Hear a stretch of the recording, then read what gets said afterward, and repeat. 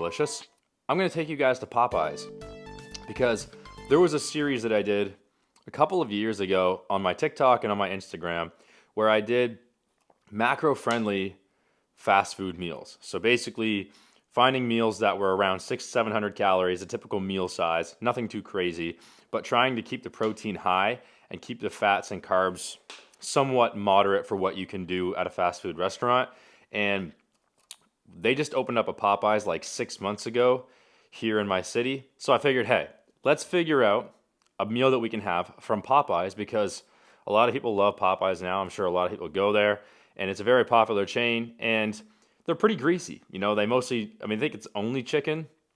So I came up with a good meal, pretty good macros, and I want to show you guys if you happen to, find yourself at Popeyes or you just want to go there to take a little break from your regular meals, here is a Popeyes meal that you can order that will keep you on track to hit your nutritional targets for your fat loss diet. Fast food does not have to throw you off, so let's go. All right, guys. The order is in the bag. So before I show you guys what I actually got, here are the macros of this meal. Believe it or not, 560 calories, 25 grams of fat, 47 grams of carbs, and 42 grams of protein. Now that's pretty dang good. Whether this will fill you up or not is another story, but here's what we got. We've got 3 juicy chicken tenders. Boom. It comes with a biscuit. It's up to you whether you want to eat it. I didn't include that in the macros. I didn't know it came with it, so whatever. We've also got mashed potatoes. So there's a little bit of gravy on there, but it's accounted for in the macros. But other than that, that's the meal. We've got mashed potatoes and 3 chicken tenders. 560 calories, baby. Now, if you do want dipping sauce, I don't recommend getting honey mustard, even though that's my favorite sauce. It's 120 calories per packet. That's insane. The barbecue sauce seemed to be the lowest calorie at 40 calories per packet. So if you did have a packet of barbecue sauce, that would bring the calories up to 600, which still isn't that bad. And it would also bring the carbs up. So just by, 10 grams or so. So anyway, next time you go to Popeyes, make sure you guys order this and use it to your advantage. I just would advise you that it's not ideal to have Popeyes every day, right? Everything in moderation, my friend. Everything in moderation is key. Because you have to remember this. Eating something that's technically junk food or bad for you one time is going to have zero effect on you.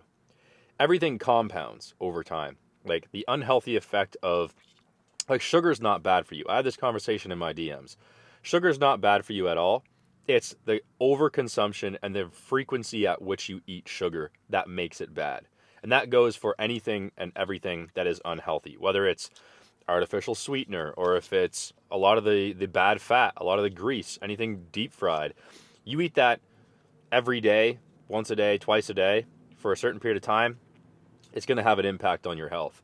But if it's not something that you usually do and you only do it once in a blue moon, it's not really the end of the world. So I highly advise you to, you don't have to force yourself to include Popeyes or fast food if you don't like it. That's a blessing if you don't like it. But if it's something that you enjoy and you find it extremely difficult to stick to your diet because it's something that you typically used to have a lot, throw it in once in a while. If you can even refrain from doing it once a week or maybe just limit yourself to once a week, you'd be fine, right? That's what I would advise. Anyway, cardio is cardio.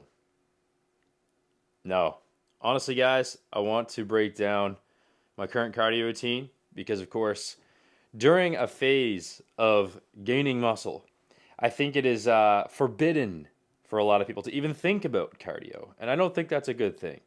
I'm someone who I kind of go back and forth from being, I consider myself what they call a hybrid athlete or a hybrid kind of guy, I guess.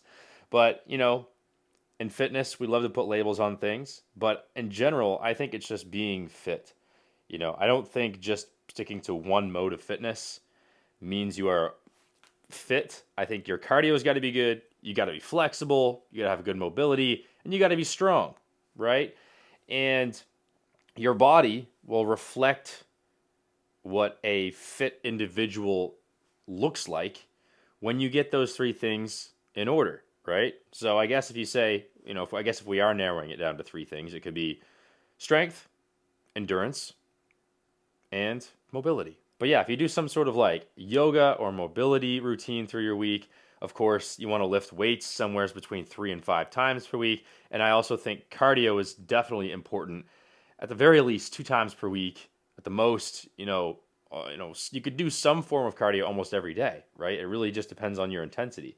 And essentially, what I do for cardio is I like to do a nice moderate paced intensity cardio for about 30 minutes, so roughly about 5 kilometers at a nice, nothing too slow, but nothing crazy fast because we're going a shorter distance.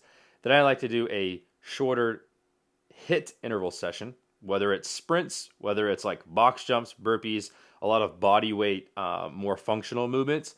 And then I like to do a longer run, somewhere between like 8 to 12 kilometers at like a nice slow pace. So that way I have some, longer duration endurance in me. That way I'm kind of focused on 3 different zones of cardio, and that just keeps things interesting. I think it is important to have different levels of cardio ability and different levels of endurance and keep that explosiveness as well, and just allowing your heart to adapt to different levels of beats per minute. I think it's important. And, it helps me keep things interesting as well. Like if I were to just do like 3 5Ks per week, I feel like I'd be less inclined to do them because it's like very repetitive. You get used to it. It's not so much of a challenge. It's not so, it's just kind of boring. So I like to do kind of 3 different modes of cardio somewhere through the week. I'm not too picky on schedule. I prefer to, of course, space them out. Today, I'm doing some sprints. So I'm going to take you guys along with me to, and we're going to do it outside too because it is beautiful. 20 minutes, HIIT, sprints. Let's go do it right now. Bada bing, bada boom. Let's do this, baby. Oh.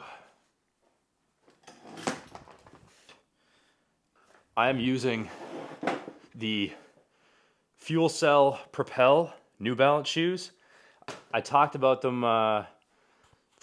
probably a year ago on here. But these are great because they're super light. I don't know, like they're kind of old now, but I still love them. They're super light. I feel like I can run very comfortably with them. So I highly recommend these shoes if you're a beginner runner or just in general if you do cardio, even if it's on a treadmill. These shoes are great. So again, the name is, it's New Balance and it's Fuel Cell Propel. Okay, I think I'm gonna check the trail because the leaves will be beautiful and there'll be no traffic.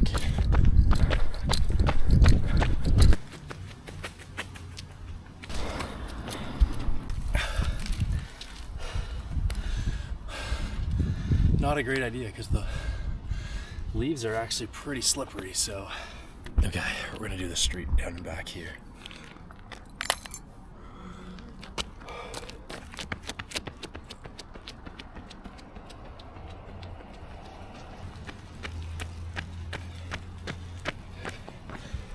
Okay, that is way more ideal. We'll do like 6 to 8 more of those.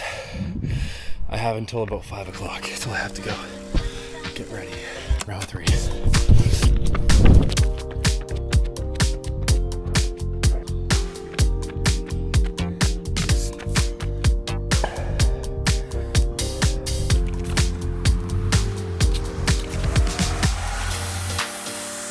Okie dokie. Let's see if my camera will stay where it is. Whoa. Hey, camera, stay where you are. Not the most ideal thing to do in a car. But it has been a few days since that last clip. And I'm telling you this, it has been a total of 6 weeks since I started my current split and started sort of the winter bulk. And all I'm going to say is my body is starting to not recover as fast. So that means only one thing: a deload, or at least some lower volume, is in my future. And that might be next week. I think that might be ideal. And basically what a deload is, for those of you who don't know, it is essentially just drawing back your intensity, drawing back your volume and your weight loads that you're using to allow your body to recover for a week without going, a full week of not exercising at all. We still want to get some blood flow in the body. We still want to get some nutrients flowing through, because of course that does enhance recovery. Essentially with a deload, we're just allowing the body to recover while still ensuring that we're getting some blood flow and getting some movement in there.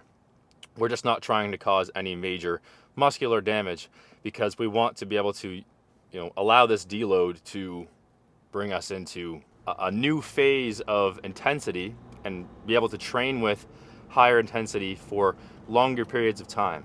If you're starting to notice some prolonged periods of soreness, if you're starting to notice some,